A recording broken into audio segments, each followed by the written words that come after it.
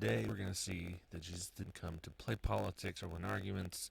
He came to expose hearts. And we're going to be continuing on in Matthew today in our Bible in the year. We're on day 292, and we're in Matthew 22. So, lots of twos. Let's just get into it because there's a decent amount to read today. Matthew 22. Once more, Jesus spoke to them in parables. The kingdom of heaven was like a king who gave a wedding banquet for his son. He sent his servants to summon those invited to the banquet, but they didn't want to come. Again, he sent out other servants and said, "Tell those who are invited, see, I've prepared my dinner. My oxen and fattened calf have been slaughtered, and everything is ready. Come to the wedding banquet." But they paid no attention and went away, one to his own farm, another to his business, while the rest seized his servants, mistreated them, and killed them. The king was enraged, and he sent out his troops, killed those murderers, and burned down their city. Then he told his servants, "The banquet is ready, but those who were invited were not worthy. Go then to where the roads exit the city, and invite everyone you find to the banquet." So those servants went out on the roads and gathered everyone they found, both evil and good. The wedding banquet was filled with guests. When the king came in to see the guests, he saw a man there who was not dressed for a wedding. So he said to him, "Friend, how did you get in here without wedding clothes?" The man was speechless. Then the king told the attendants, "Tie him up, hand and foot, and throw him into the outer darkness, where there will be weeping and gnashing of teeth. For many are invited, but few are chosen." Then the Pharisees went and plotted how to trap him by what he said. So they sent their disciples to him along with the Herodians. "Teacher," they said, "we know that you are truthful and teach truthfully the way of God. You don't care what anyone thinks, nor do you show partiality. Tell us then, what do you think? Is it lawful to pay taxes to Caesar or not?" Perceiving their malicious intent, Jesus said, "Why are you testing me? Hypocrites, show me the coin used for the tax." They brought him a denarius. "Whose image and inscription is this?" he asked them. "Caesar's," they said to him. Then he said to them, Give then to Caesar the things that are Caesar's, and to God the things that are God's." When they heard this, they were amazed, so they left him and went away. That same day, some Sadducees who say there's no resurrection came up to him and questioned him. "Teacher, Moses said if a man dies having no children, his brother is to marry his wife and raise up offspring for his brother. Now there were 7 brothers among us. The first got married and died, having no offspring. He left his wife to his brother. The same thing happened to the second also, and the third, so on to all 7. Last of all, the woman died. In the resurrection, then whose wife will she be of the 7? For they all had married her." Jesus answered him, "You are mistaken, because you don't know the Scriptures or the power of God. For in the resurrection they neither marry nor are given in marriage, but are like angels in heaven. Now concerning the resurrection of the dead, haven't you read what was spoken to you by God? I am the God of Abraham, the God of Isaac, and the God of Jacob. He is not the God of the dead, but of the living." When the crowds heard this, they were astonished at his teaching. When the Pharisees heard that he had silenced the Sadducees, they came together, and one of them, an expert in the law, asked a question to test him. "Teacher, which command in the law is the greatest?" He said to him, "Love the Lord your God with all your heart, with all your soul, and with all your mind. This is the greatest and most important command. The second is like it. Love your neighbor as yourself. All the law and the prophets depend on these 2 commands." While the Pharisees were together, Jesus questioned them, "What do you think about the Messiah? Whose son is he?" They replied, "David's." He asked them, "How is it then that David, inspired by the Spirit, calls him Lord? The Lord declared to my Lord, sit at my right hand, until I put your enemies under my feet. If David calls him Lord, how then can he be his son?" No one was able to answer him at all, and from that day no one dared to question him any more. 23. Then Jesus spoke to the crowds and to his disciples. "The scribes and the Pharisees are seated in the chair of Moses. Therefore do whatever they tell you, and observe it, but don't do what they do, because they don't practice what they teach. They tie up heavy loads that are hard to carry and put them on people's shoulders, but they themselves aren't willing to lift a finger to move them. They do everything to be seen by others. They enlarge their phylacteries and lengthen their tassels. They love the place of honor at banquets, the front seats in the synagogues, greetings in the marketplace, and to be called rabbi by people. But you are not to be called rabbi because you have one teacher. You are all brothers and sisters. Do not call anyone on earth your father because you have one Father who is in heaven. You are not to be called instructors either because you have one instructor, the Messiah. The greatest among you will be your servant. Whoever exalts himself will be humbled, and whoever humbles himself will be exalted. Woe to you, scribes and Pharisees, hypocrites! You shut the door of the kingdom of heaven in people's faces, for you don't go in, and you don't allow those entering to go in. Woe to you, scribes and Pharisees, hypocrites! You travel over land and sea to make one convert, and when he becomes one, you make him twice as much a child of hell as you are. Woe to you, blind guides, who say, whoever takes an oath by the temple, it means nothing, but whoever takes an oath by the gold of the temple is bound by his oath. Blind fools! For which is greater, the gold or the temple that sanctified the gold? Also, whoever takes an oath by the altar, it means nothing, but whoever takes an oath by the gift that is on it is bound by his oath. Blind people! For which is greater, the gift or the altar that sanctifies the gift? Therefore, the one who takes an oath by the altar takes an oath by it and by everything on it. The one who takes an oath by the temple takes an oath by it and by him who dwells in it. And the one who takes an oath by heaven takes an oath by God's throne and by him who sits on it. Woe to you, scribes and Pharisees, hypocrites! You pay a tenth of mint, dill, and cumin, and yet you have neglected the more important matters of the law, justice, mercy, and faithfulness. These things should have been done without neglecting the others. Blind guides! You strain out a gnat, but gulp down a camel. Woe to you, scribes and Pharisees, hypocrites! You clean the outside of the cup and dish, but inside they are full of greed and self-indulgence. Blind Pharisee, first clean the inside of the cup, so that the outside of it may also become clean. Woe to you, scribes and Pharisees, hypocrites! You are like whitewashed tombs, which appear beautiful on the outside, but inside are full of bones of the dead, and every kind of impurity. In the same way, on the outside you seem righteous to people, but inside you are full of hypocrisy and lawlessness. Woe to you, scribes and Pharisees, hypocrites! You build the tombs of the prophets and decorate the graves of the righteous, and you say, if we had lived in the days of our ancestors, we wouldn't have taken part with them in shedding the prophets' blood.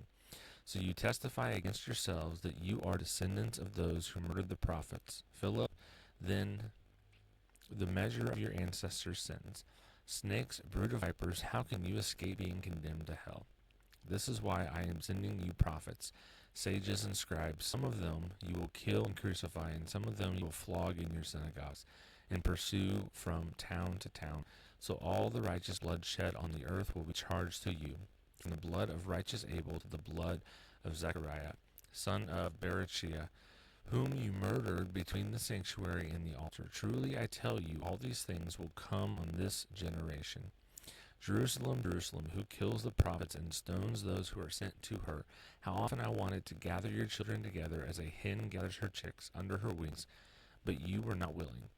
See, your house is left to you desolate, for I tell you, you will not see me again until you say, blessed is he who comes in the name of the Lord. Chapter 24. As Jesus left and was going out of the temple, his disciples came up and called his attention to its buildings. He replied to them, do you see all these things? Truly I tell you, not one stone will be left here on another that will not be thrown down. While he was sitting on the Mount of Olives, the disciples approached him privately and said, tell us when these things will happen, and what is the sign of your coming and of the end of the age? Jesus replied to them, watch out that no one deceives you, for many will come in my name, saying, I am the Messiah, and they will deceive many. You are going to hear of wars and rumors of wars, so see that you are not alarmed, because these things must take place, but the end is not yet. For nation will rise up against nation, and kingdom against kingdom. There will be famines and earthquakes in various places. All these events are the beginning of labor pains. Then they will hand you over to be persecuted, and they will kill you.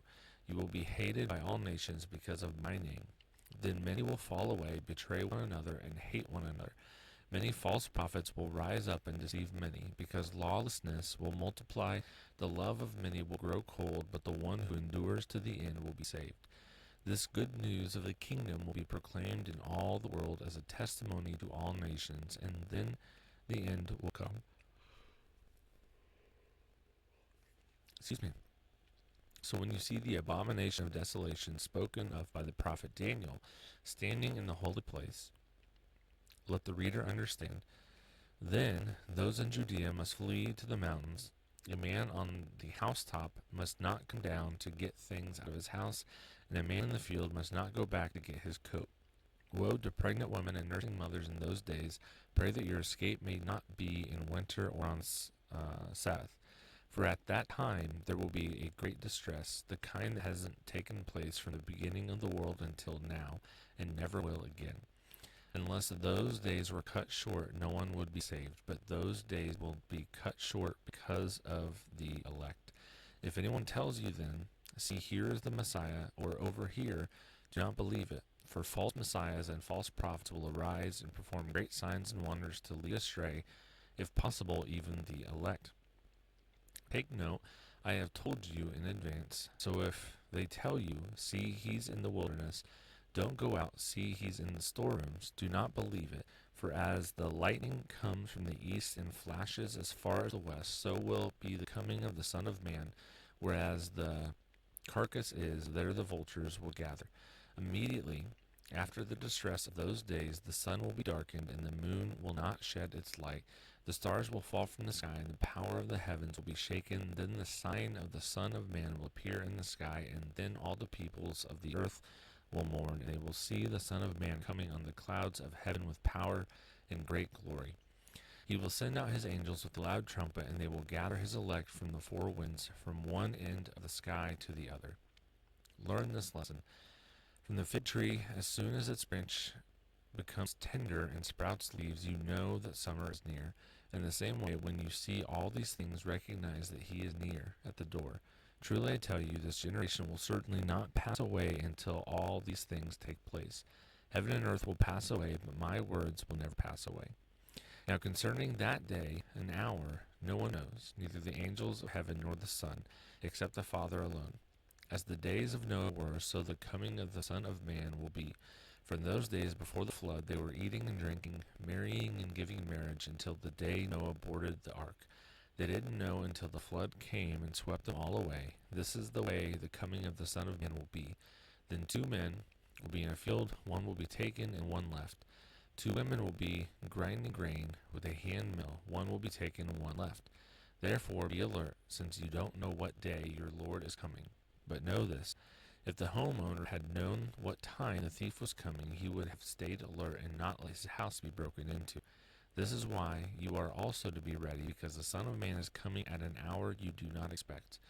Who then is a faithful and wise servant, whom his master has put in charge of his household, to give them food at the proper time? Blessed is that servant whom the master finds doing his job when he comes. Truly I tell you, he would put him in charge of all his possessions. But if that wicked servant says in his heart, my master is delayed. Sorry, we have kids and they like to not sleep, so we don't sleep. And starts to beat his fellow servants and eats the drinks with drunkards. That servant's master will come on a day he does not expect him, and at an hour he does not know. He will cut him to pieces and assign him a place with the hypocrites, where there will be weeping and gnashing of teeth. And that is it for our reading. But we've got our question still. Question 1. When Jesus says the greatest commandment is to love God and love others, how does that simply and yet deepen our understanding of God's law? I think it simplifies because it does cut down on the total number of things. I mean, there's only 2, love God and love others. But you can see that the necessity of having the entire law written out is that it's a lot more complicated than just, yeah, I love God and yeah, I love others. Like there's a lot to that. It's not just saying it. There's a lot goes into it. There's a lot of thought, preparation, things of that nature that goes into it. So it's not quite as simple as just saying, you do that, or acknowledging that you feel that way or anything like that. Question 2.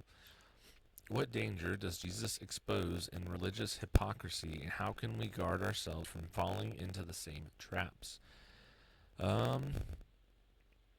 So Jesus talks about how the Pharisees made these really, really like big burdens, and he placed them on people, but then they didn't hold themselves to that same standard.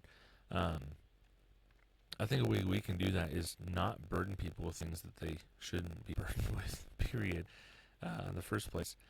But don't draw lines in the sand that Jesus didn't draw.